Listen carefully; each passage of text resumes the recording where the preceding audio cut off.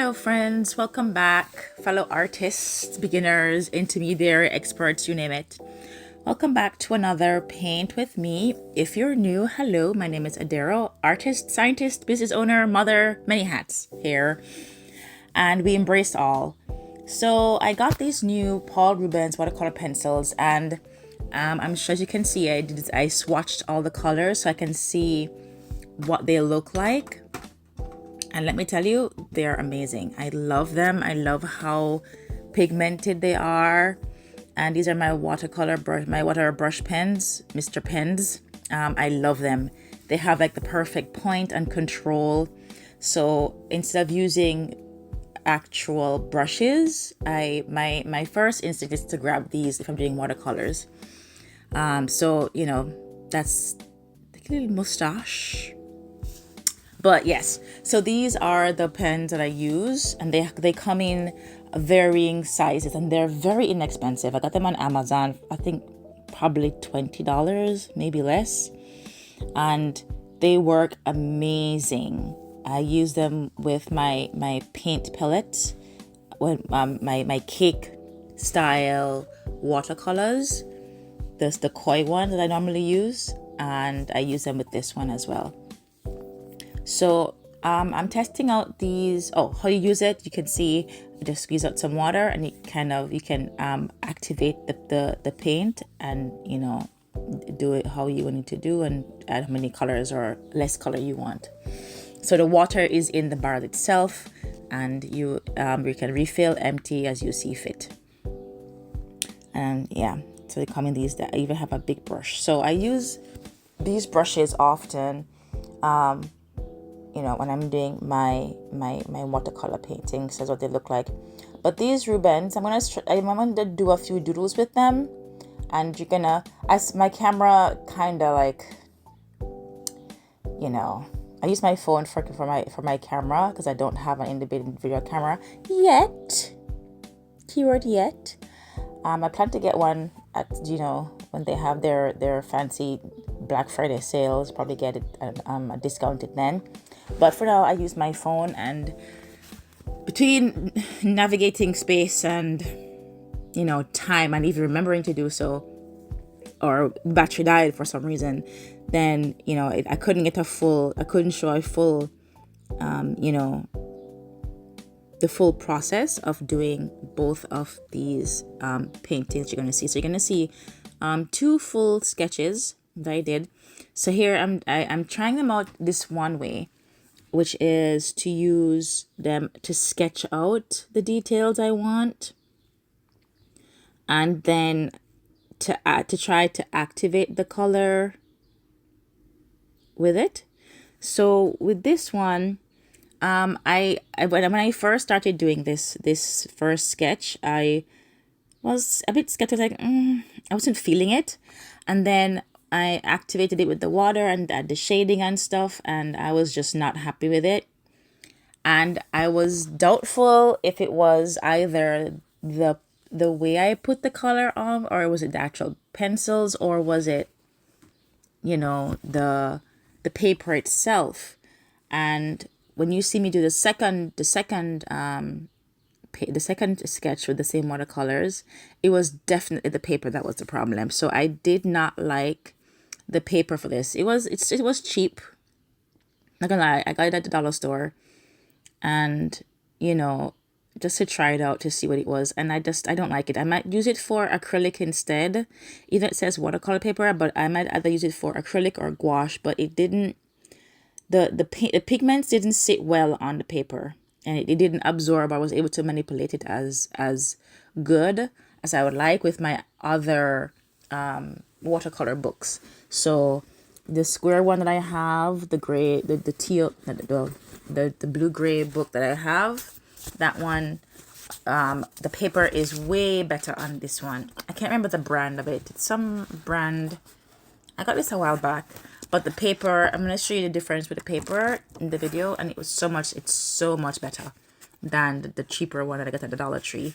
The paint sits on the paper. I can manipulate it. I can move it around. I can get the effects that I want. There's no lifting. So it was definitely the paper that was the issue. And once I realized that in the second painting that I did with these pencils, I was more patient with myself and figured workarounds to get the effect that I wanted. So I was able to get it done in the end. Right? So you're going to see me do that. And at the end, you're going to see the pictures. And then I kind of went in and adjusted the pigment and the coloration for, probably make it as a postcard or something. So I adjusted that color for that. So yeah. So I'm going to stop talking and you just, enjoy and watch. And, let me know how you use these watercolor pencils. How would you use them? What methods you use them? Because I did play around with several methods. I sketch and then scribbled hatch markings on the paper. I've used wet brush on the tip of the brush and then, wet the paper and did markings on the paper. So I've tried those different methods between these two paintings to have a feel of how to use them. But I've used, because most times when I'm doing watercolors, I'm using my palettes instead. So yeah, feel free to, in the comments, to let me know how you would use them and what kind of landscapes you like to do with watercolors. I like doing landscapes, animals, and portraits with landscapes. I think they're beautiful. Those are my go-to things to do with watercolors: portraits, landscaping, or even, cute animals. So yeah, let me know. So until next time, enjoy and stay tuned. Bye.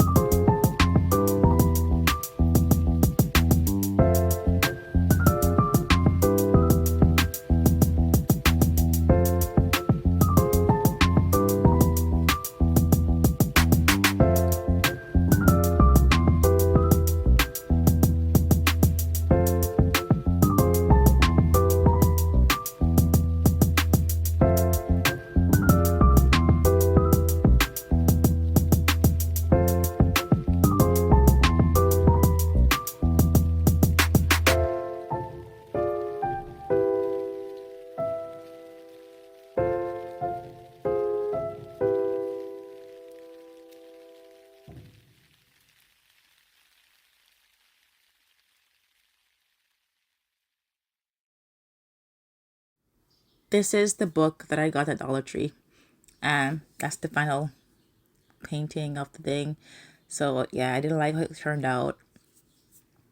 It wasn't for me.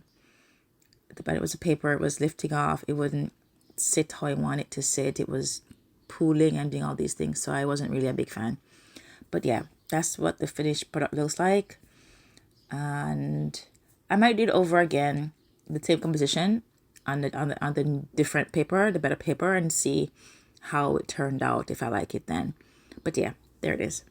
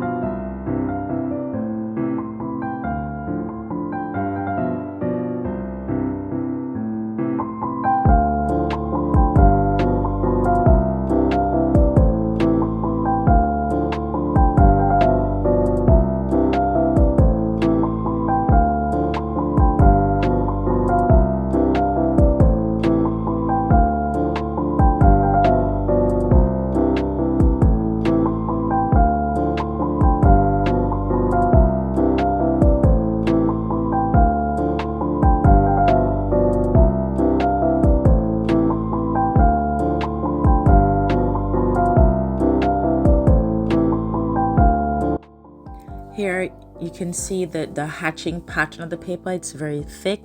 The fibers aren't as smooth, and you can see it really stand out well close up on the thing.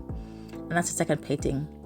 This one came out better because I stuck with it and, you know, figured out how to paint it, how to move and lay the paint down. And that's my cute little turtle. Isn't he cute? He's such a big back. Look at him eating a big old strawberry. Strawberry as big as him. So this was my second composition with the rabbit and the turtle. And yeah, I did not like how the paper hold it so. But this one was better, I'm not gonna lie. I like how this came out. I like the composition for it, and I like, you know, this comps and the paper. I had to add a little. You can see the second paper I sticked on at the back. You can see the line on it because my turtle was couldn't fit on the full page. Of course, I went over with white ink to add highlights and whiskers and little detailing on the wee rabbit. So yeah.